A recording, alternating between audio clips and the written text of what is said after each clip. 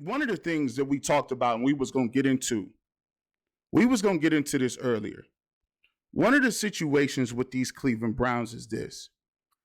Everybody is out there jockeying, moving for position. Everybody is out there moving around trying to, figure out what they're supposed to be doing. Trying to get a quarterback. Trying to decide whether Justin Fields is the truth. Trying to figure out whether Mac Jones is the truth. And the great thing about the Browns is now we have the availability. We got the availability to really go out and literally do what we said that we always should have been doing. And that is everybody want to talk about, hey, best available, GBUSH. Best available. That's what we got to do. Best available. That's what we should be doing right now, GBUSH. Right now, we got that opportunity to do that for the first time in about 30 years. Because there's going to be some teams that's moving up to get these receivers. It's going to be teams that get thirsty. You know how it is. We didn't all, hunting a receiver. You know how it is. We didn't all been in the club before. 145. Last call for alcohol. You looking around like, oh, you make a couple concessions, You're like, hey, yeah, I didn't think you were cute 5 songs ago and about 4.5 drinks ago, right? I didn't think you was doing your thing, right? Nah, bro. You lowering your standards. And you see teams like the 49ers just jumping all the way out the roof. Can you explain to me what the San Francisco 49ers are doing? And you are thinking, oh, Garoppolo's not that good. Garoppolo's not the deal. But here's the point. You think Mac Jones is? Mac Jones is what you got. Now, granted, yeah, he played under Saban. And for all the knocks of quarterbacks that are playing for Ohio State, and trust me, I'm not an Ohio State homer by any stretch of the imagination. I told you I only got rooting interest for a couple teams. It's McKinley and OU. And OU's a MAC school, so, it is what it is. They got opportunities to get beat a lot. But when you talk about quarterbacks that haven't proved themselves or done anything in the league, can you name me what Alabama quarterbacks have just torn it apart? The club lights do wonders. People be in the club like 145. You're like, man, boy, I tell you, man, when I saw her in there, we was dancing to Flow Rider, apple bottom jeans and boots with the fur. I was dancing with her. And then all of a sudden, them lights come on, you be like, oh my goodness, this is unacceptable. This is unacceptable. You look at your dude like, save me. Save me. I done told my dudes, hey, look, some people you just be like, hey, I got a girlfriend. Your boy come up messing it up. I thought you were single, dog. Shut up. Shut up. I'm trying to get up out of here. Stop talking so much. You do too much, bro. But when you look at the Browns, I think when you look at the power ratings, and you guys in the chat, go ahead and put this in there too. This is the thing that I'm looking at, and this is the thing that I'm concentrating on. This year, I believe there's going to be a 4-team race. 4-team race in regards to who's going to take over and do their thing and who's going to take over and run that situation in the AFC. You got the Ravens. You got the Buffalo Bills. You got the Kansas City Chiefs. And I really like, obviously, the Browns. There's a couple of teams in there. I think the Colts potentially could be better. When I watched Phillip Rivers try to push the ball downfield last year, it was just unacceptable. Unacceptable. They tried to push the ball down the field last year. It just didn't work. So when I look at those teams, out of those teams, I really feel that they're all in the same 1 to 2 A-, A, B+ range. And it all depends on which quarterback going to take that step, right? Is Lamar Jackson going to get back to that MVP level and take some more steps? Because last year he regressed a little bit, in my opinion. Josh Allen was the guy who stepped up. Josh Allen was the guy that was scary a little bit. I'm not going to lie, I didn't expect Josh Allen to be that guy. He has an arm. He's a likable dude, and he's a JV dollar store version of Baker Mayfield's charisma. Like, he got the dollar store version of that. You know what I'm saying? Dollar store version. It ain't the same. Baker Mayfield, listen, I told people like this before. Baker Mayfield is so popular in Cleveland. I was on a radio station doing like a hit for, somebody, they call you up and, say, oh, give me a guy in Cleveland. I guess they couldn't find nobody at the time. They just grabbed me up.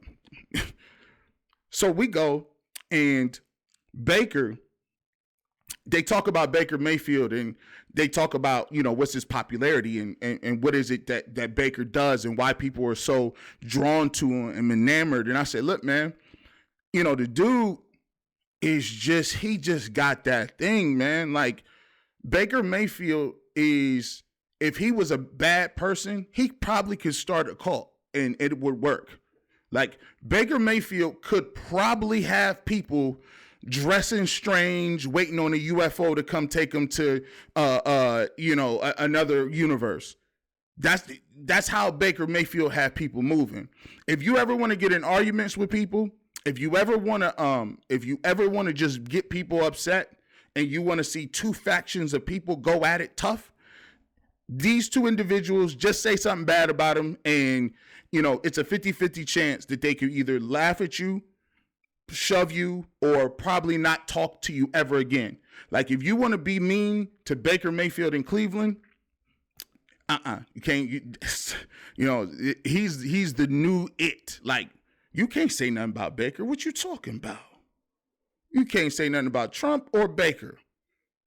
We trying to work on the prior one. We okay with Baker, but I'm just playing. At least I'm just joking. Come on now. That was last week. I was just joking, guys.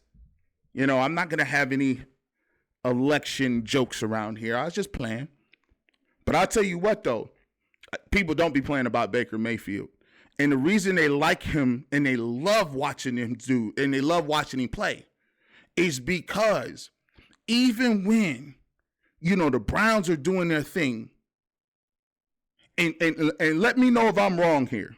Let me know if I'm crazy. You can put that up. Matter of fact, I want to salute everybody really quickly. Shout out to everybody on Facebook. If you're watching it on Facebook, shout out to you. If you're watching it on Periscope, on Twitter, shout out, salute to you. You better be following me. If you on YouTube, shout out to all the people that subscribe to the Barbershop fan page on YouTube. And if you on Facebook, you on Twitch, shout out to all of y'all as well. I want to congratulate y'all for coming in here, showing me love on a Saturday. Let me maneuver and get my money off and talk to y'all a little bit. But let me know if I'm wrong about this. Baker Mayfield, even though he makes plays that kind of, make you mad sometimes, he got that thing. And I kind of explain it like this. Everybody has something for somebody, right? You've probably dated a girl, or you dated somebody you've been involved with, and nobody could get away with the stuff she get away with. If it was a previous girlfriend, there's no problem. You're not getting away with that. Playing around with me, I'm breaking up with you tomorrow.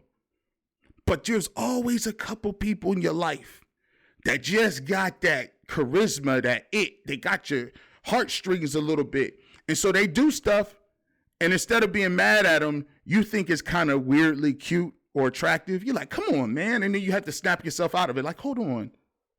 She just took all my money out my account and then spent some money on me. You can't take money out of my account and then spend it on me. That's my money. But that was kind of cute. I like the little gesture. That's so she be taking care of me. I love that. You see how she be taking care of me? That's the crazy, weird stuff that happens with Baker Mayfield. But Baker Mayfield, I told him, is, you can't really talk about him like that at all. You're not getting that off. But one of the things that I am excited about is the fact that I can say I would much rather have them quarterback. I'd rather have Baker Mayfield coming back this year than dealing with all this quarterback nonsense. Because one of the things that you're going to realize is 2 of these quarterback statistics show are not going to make it, and some of these people are going to get fired. People run around here talking about, hey, I always thought it was ironic and crazy that people should mess around and take players. And people would go and take players and they say, I'm going to do what's best for me, the franchise, not just this year, but we need to set our franchise up to be successful down the line, 5 to 10 years. I said, man, that's a very nice thing you're doing. It's very altruistic. But let's get this straight. You might want to ask Hugh Jackson how that goes when you're trying to set something up for 10 years. You know the life expectancy of a head coach in the football league? I'm not about to draft nobody that I'm going 10 years down the line. You won't be here 10 years, dog. You won't make it 10 years if that guy ain't good. So there's no way in heck I'm running around here rolling the dice doing all this kind of crazy stuff. But when you look at it, you guys could put it in the chat, whether you're on YouTube or you're on Periscope, whatever the case may be. I want you to put in the chat, who do you believe, ranking these guys in this order? I want to know how you rank these 4 teams, because the way I see it, right now, I got to continuously give it to Kansas City, but I think they took a step back. When you want to talk about power rankings and you want to talk about who you got projected 2021, I think that the Kansas City Chiefs took a little step back, but right underneath them is the Cleveland Browns. I think the Browns are right underneath them. And if they make a move for Jadeveon Clowney, I'm ready to go ahead and put them boys right above them. Boop, boop. Or at least even. I'm willing to put them, boop. Because there's the thought process. You now have pass rushers. You now have athleticism, which you've upgraded all on your defense. You now have a full complement of tight ends. You now have pretty much the best offensive line coming back. You know what you got in the backfield. You got OBJ coming back off of injury. Hopefully you can get what you can get out of him off the injury. But given what I'm seeing so far, I think that he's going to come back because he's just a workout type guy. And so when you look, they've even brought the tertiary guys back. Here's what I knew they had almost caught up to the Chiefs. They even brought back Hollywood Higgins. And he was lobbying, hey, man, just tell Barry I sign anything you got. I say, hey, I sign anything you got for me, AB. Just go ahead and do that. That's how I knew the Browns were serious. That's how I knew that they were serious. Now, here's some people who will say, that might be a stretch, G. Bush. You talking about Kansas City. But here's what I like the way that Tampa Bay played Kansas City. I loved it. They didn't let them get them little moves and them little dimes and little aspirin tablets and throwing them joints and throwing them over here and dropping dimes or whatever and letting guys get run after the catch. They was locking people up. That's the way you got to play defense. You got to be able to get after people and stop conceding any of this little run after catch stuff. That's the type of mentality you got to have in terms of that. So I think it's time we move back to the hotline. This next person I'll talk to, man. Shout out to him, man. I had a great time talking to him. He's a guy from the Cleveland area, now in Florida. When I talk to him, and I love talking to individuals, right? That is about the same thing I'm about. Is about the city. Is about talking about the game. I had a great time. I think he's one of the more entertaining guys that you'll hear. My man Ellis in Orlando, shout out to him. He was so gracious to come in and spend a little bit of time with me, get me in here, and I think this is a real dope conversation that I had with him. And as always, man, if you guys want to be part of the show, the barbershop is named the barbershop because it's about the people. It's about the people. It's about the people. Ain't no other host doing, ain't no other host, they at home sleep. All the other hosts running around here doing something. Ain't nobody up here talking to the people, but that's what the barbershop, that's what makes the barbershop unique and different. And so if you want to be part of that and you want to hit me up and you want to be part of this and you get your interview on, we can definitely get that going on. So without further ado, let's go ahead and get to the hotline and see what my man Ellis had to say concerning the Cleveland Browns and his outlook on the season this year.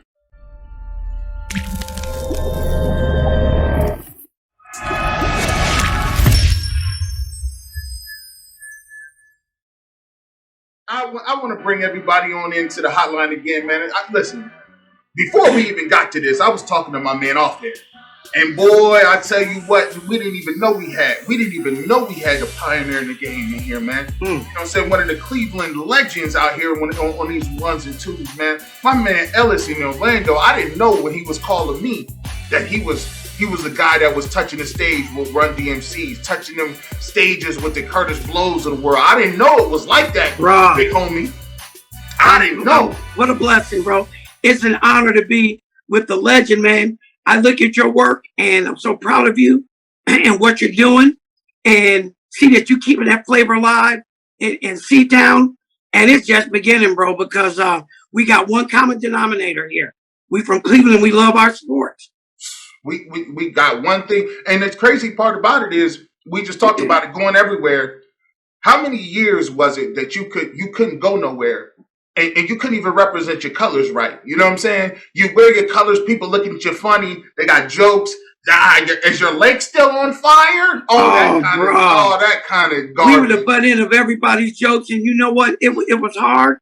But I knew that where I come from, the loyalty that we have. See, unless you've ever been to Cleveland, all you know are those butt end of jokes. You don't know the history, the music history we have, the museums, the arts, the loyalty we have until you get there and see that these people are strong, family, die hard, will give you the shirt off their back and invite you over for a sandwich and be there for you, man. And that's Cleveland. It's Cleveland. And I miss it. When you look at it, and we was talking about it, for once, last year, the only thing that I couldn't have it any better was the fact that we wasn't able to be in the stands. Yeah, we wasn't able to be in the stands, but last year was that was it. When did you kind of know it was going to be it might be a special year for the Browns? Man, you know what? When I saw how the team was putting points up. First of all, just scoring touchdowns was it was like, hell, to get 13 points. We were like, man, we scored a touchdown. I saw just how these guys were reacting to new philosophy. And when they went into Tennessee and everybody expect Tennessee to wax us. And if we really had a defense, that put us on the map like, okay, wait a minute now. They went in there, the whole world was against us. They went in there and whooped their tail. And we let them back in it. But right there told me, okay, we got something here. Because Tennessee at that point was contender. 8-3. I believe they were 8-3. And they came into Cleveland, if I'm not mistaken, the year prior to that, and wore us out. Dropped almost 50 on us. And wore us out. Yeah, it was bad. They did us dirty. And we talked about, like, we had that last little stretch where you're saying we need Tennessee. You know, you got the game against Tennessee. We had already beaten Indianapolis. And so now we're looking in between. I remember going on the radio saying, man, well, you know, Tennessee is still playing well. Well, you know, the Dolphins is now 10-6. Indianapolis is 10-6. So you trying to fight these teams, and then, you know, you go back, and then so you get down to the last part of the season. And I think for me, one of the big parts was, like you just said, the Browns were putting up points that I had never seen before. Yeah. Like, I was like, what do you mean? Like, the Dallas Cowboy game in the first half, I said, whoa. Like, this how y'all feeling? Exactly. Because you know, traditionally, the Browns are not a team, you know, we scraping the scrounger for, you know, 14, 17 points, trying to play field position. No. The Browns came out with that running attack, and they was doing it in a different way with the running game. With the running game. Old school battering Rams. You know, when you looked at, you know, what the power rankings is, people talk about the power rankings. Obviously, it's the off season. But what we've done with the free agents, you look at the moves they made. You know, I just love what Malik Jackson said. He said, listen, hey, he told Jadeveon Clowney, hey, man, listen, hey, I ain't trying to count your pockets. Right. But I'm just saying, if you want to get on the train, you know where you be at. You know what I'm saying? We'll be waiting. You know what I'm saying? And that mentality is just different from what we've seen. Exactly. Now people are coming there because we're contender versus coming there to get a payday. All of the Dwayne Bones and what have you. So that was the place, because we were lost in the wind. We paying anybody anything, and you come there to get a payday.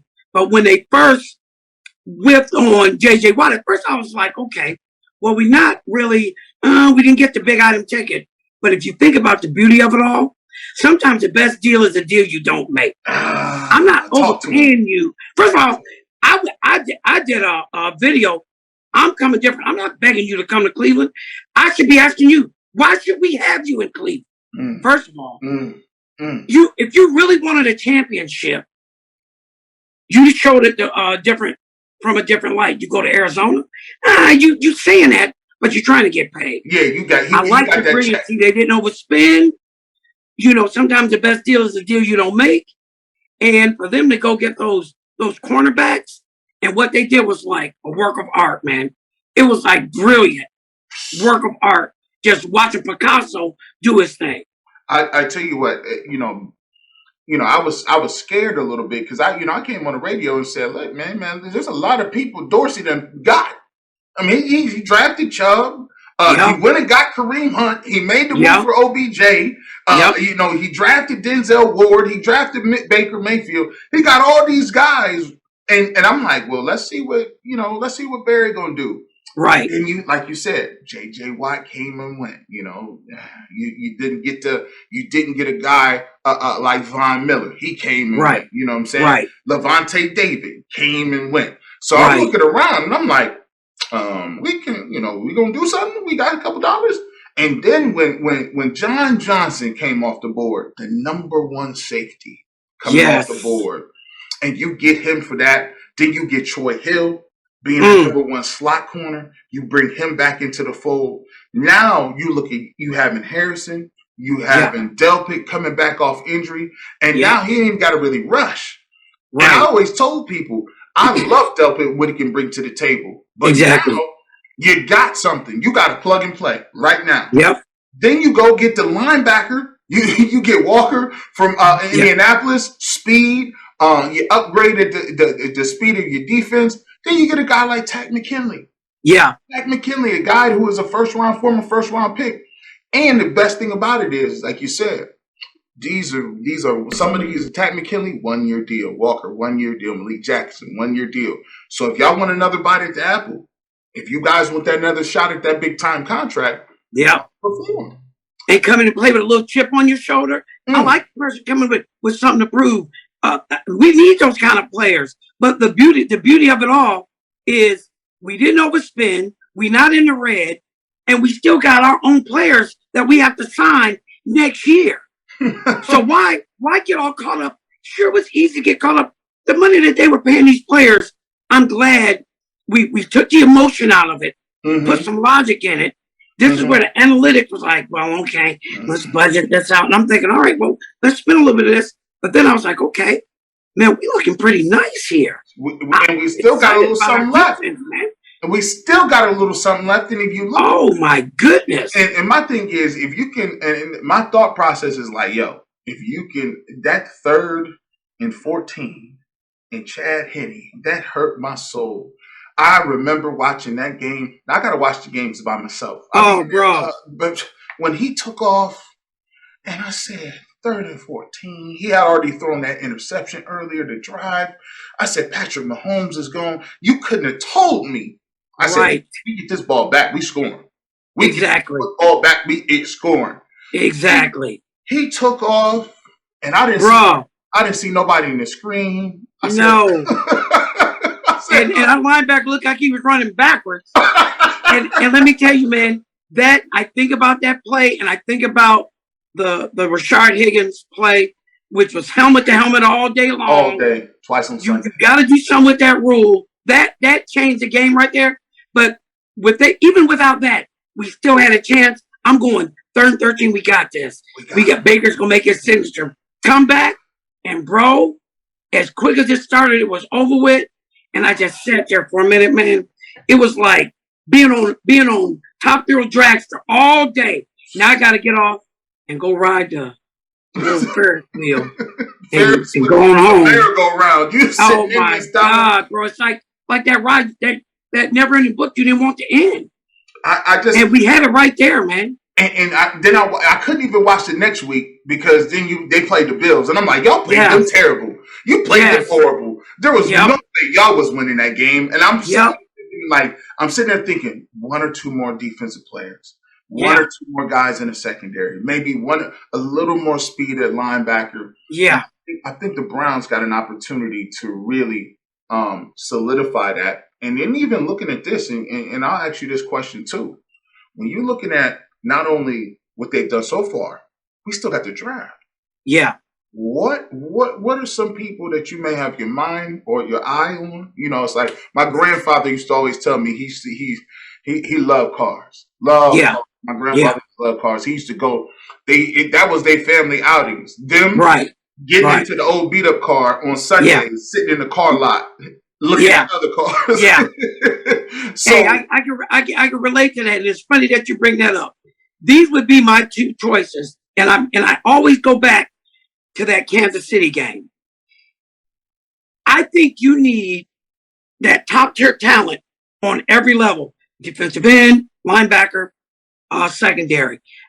If I had my first pick, and if he's still there, I think I would go Zaven Collins, Tulsa, because of the mere fact you can even put him on the end. The boy's got enough speed to be that hybrid defensive end, almost like Clay Matthews was doing in his heyday for Green Bay.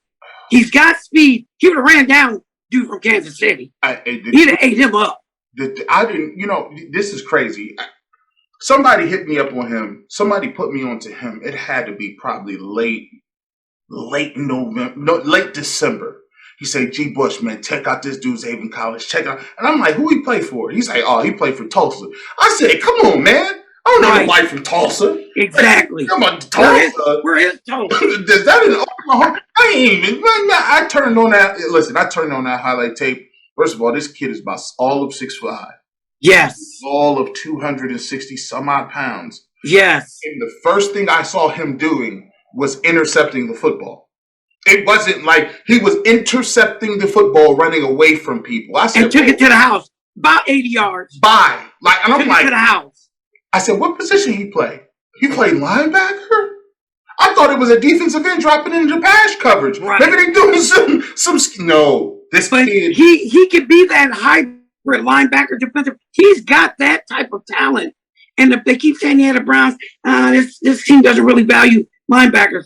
I still think you need that elite player at every level. We got this defensive end, and we need that linebacker, that Ray Lewis type thing. And that was around the time when Ray Lewis was drafted, late first round.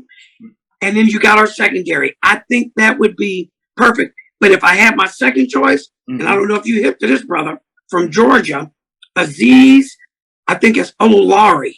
He's defensive end from Georgia. Guy. Yep. Yes. Yep. This boy got some bend to him and some quickness. He got this. It's freaky. He has scary. I've seen 2 or 3 mock drafts in the last about 2 days or so that have the Browns taking him and him falling to them at that defensive end position. And he's a guy. He's another one of those guys. I always say Georgia guys. Georgia play a weird little defense. Yeah. It's like I'll be telling Georgia people, Georgia and Alabama play weird defense. You be like, they be having stand up three techniques. Yeah. You like, how is this a defensive tackle / in backer? Right. You're like, but he has great bend. I like his explosiveness. For me, I like him a lot. I like the guy from Penn State. What is his name? Micah Parsons. That's his name. Yes. Parsons, he ran a 4. Oh my God. 4. I was just watching. My brother's huge on him.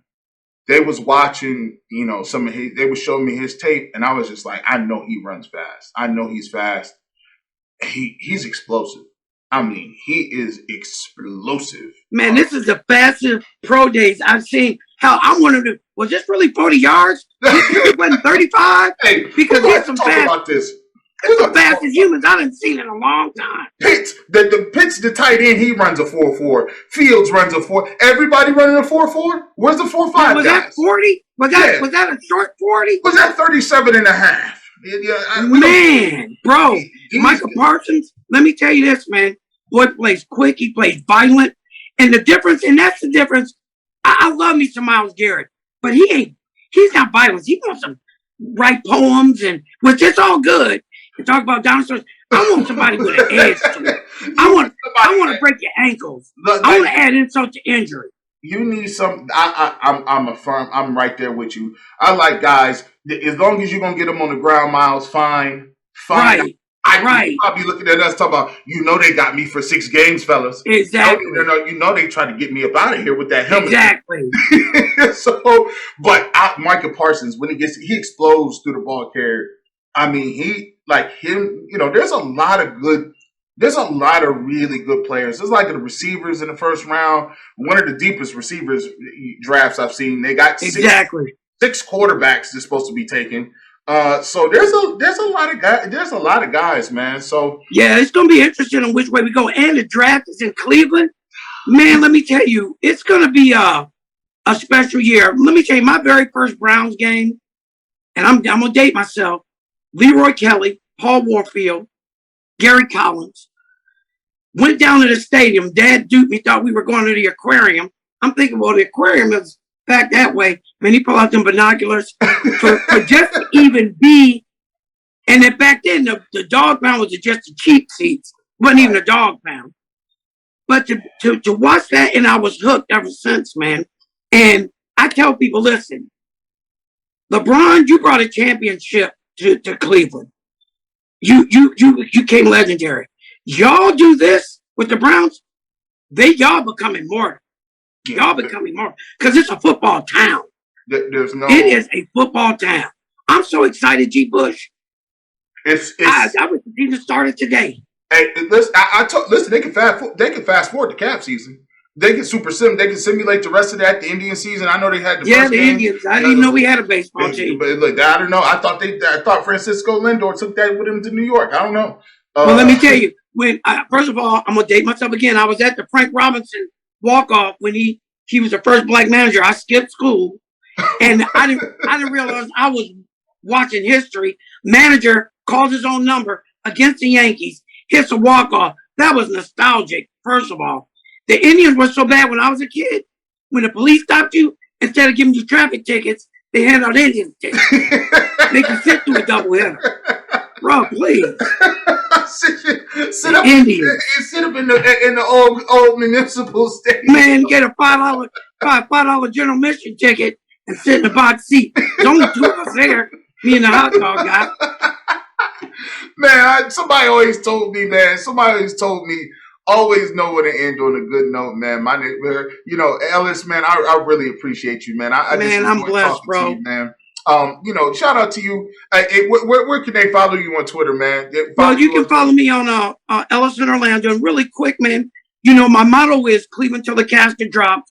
I'm working with a brother of mine, Don King, not the promoter. We've got a little line of shirts coming out. Cleveland till the casket drops.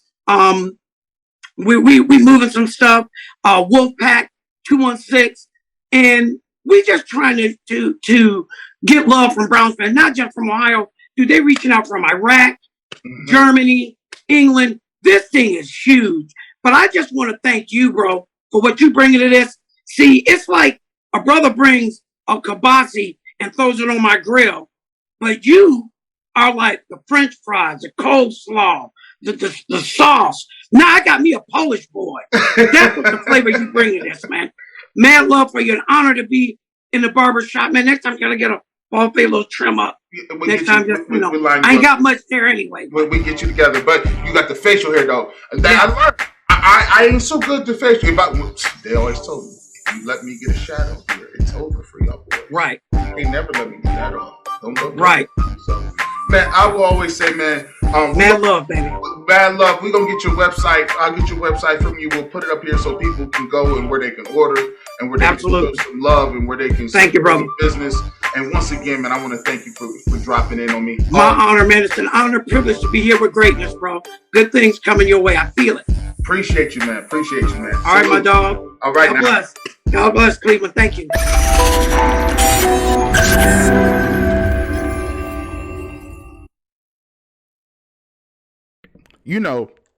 See, who said that, man? Shout out to in the chat. Let me go over here a little bit. Chad Tucker says, man, Browns had the best fan stand-up dog pound, man. See, that's what the Browns fandom brings, right? Yep, to the casket drops. You see what I'm saying? This is what the Browns fandom brings. There's nowhere else in the world where you can get the Browns going on a Saturday. And right now we got 40 people watching, right? We got 40 people watching. Y'all could be out doing everything. It's warm weather. You've been in the house all year, quarantine. You could be moving around. People still trying to spend the last little bit of their stimulus money. People got a little couple extra dollars. They may got an income tax check they tucked away. There's all kind of things that you could be doing right now. But you got 40 people right now, and many more that probably even looked in, came in, ducked in, checked to see what we was talking about and dipped out, that are sitting here watching two dudes talk about Browns. Two dudes, guy in Florida, right? A guy in Florida, regular fan, regular guy. And that's why I like that, man. That's what the X's and O's with the regular Joes is about. You know what I'm saying? It's about spreading that love. It's about getting in, sharing, and doing things, man, and building that community, man. So, yeah, man, shout out to William Wise too, man. I appreciate you. He says, hit that like button, people. Definitely hit that like button. Hit that like button. Because at the end of the day, this is just us talking. We just this all family this way. Shout out to Chad Tucker. Shout out to my Florida people down there. Where you at, Chad? Chad, you in Florida? Where you checking in? You know what I'm saying? We got people. Let's see. We'll do before we get up out of here. We're gonna do a little roll call. I like doing this, man. I like doing a little roll call. He said, we got the stimulus again. Be right back. Got to go talk to the wife. Hey, man, we're going to do a little roll call before we get up out of here. Let me know where you checking in from.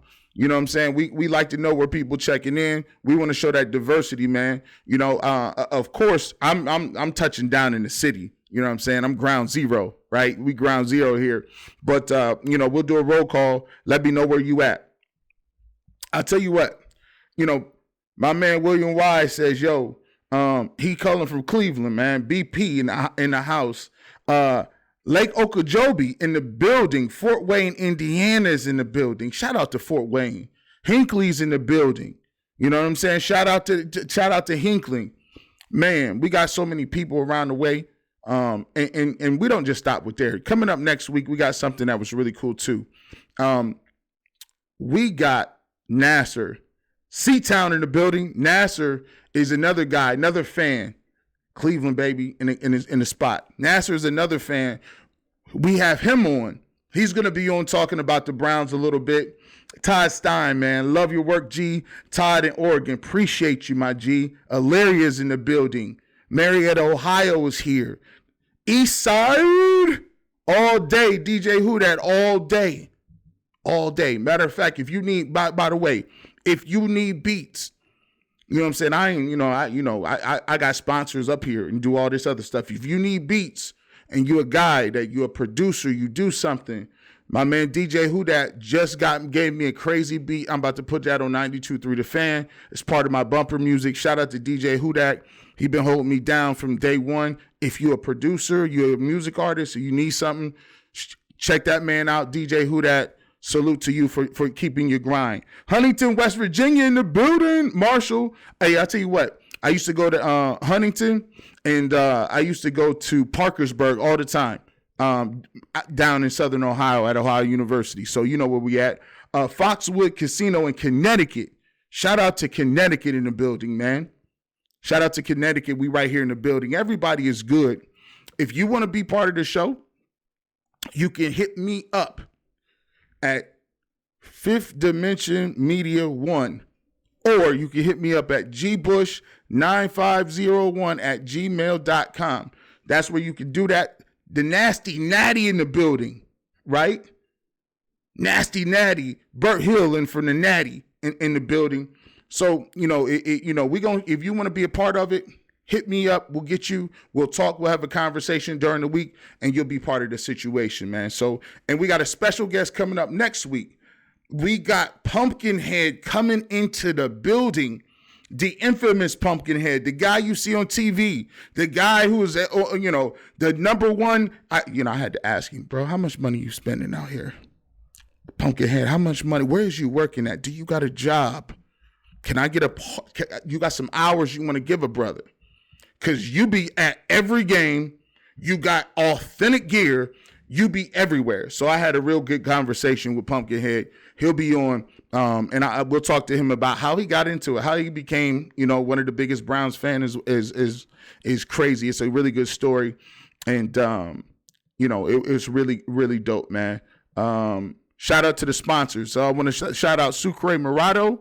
Sucre Morado. You can check out their clothing line. You see pictures down below. 62 Degrees. Shout out to them. Another clothing line. Shout out for being a sponsor on the show. I appreciate what you guys do and supporting me being able to bring this content to you guys, original content, and being able to continue to do that. If you guys want to donate to this show, you can go to www.gbush.live/tip. You can go and support the show and show love and whatever you guys will be able to donate. That's great. Awesome. Thanks for supporting. And also, you can check out the barbershop gear. People's been talking about that little hat. Yeah, it's kind of crazy. You see the polo stamp. Let me get close. Y'all ain't got that. You ain't got that. Your regular host ain't got that, bro.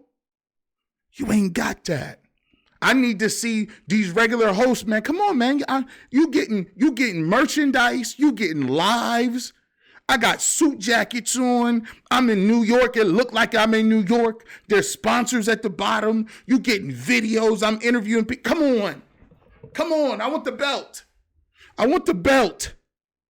You know what it is. It's People Champs. As always, man, I want to thank everybody stepping in. We'll come back next week. We'll be back Saturday.